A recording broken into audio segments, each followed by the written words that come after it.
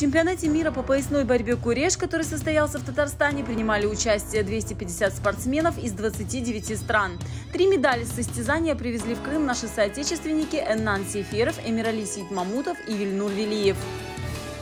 За второе место награждается Велиев Вильнур. Эмирали Сейтмамутову 17 лет. Борьбой он занимается всего 3 года и уже стал призером соревнований мирового уровня в юношеской категории. Первым у меня был белорус, следующий соперник у меня был болгар. Это было сложно, каждый соперник давался по-своему. Ну, самое тяжелое это была весогонка, я гонял 5 килограмм. Это самое тяжелое из всех соревнований, что у меня случилось. Следующее соревнование на чемпионате мира постараюсь занять 1-е место.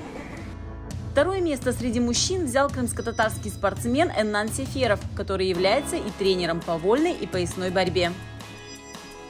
Довольно сильный турнир был, много там именитых спортсменов выступало, хорошие призы, ну и такая, там, грубо говоря, все привезли основные составы туда, очень сильная конкуренция.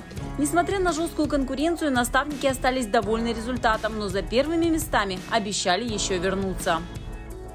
В целом мы довольны результатом и будем стараться привозить и дальше медали, то есть продолжим работу.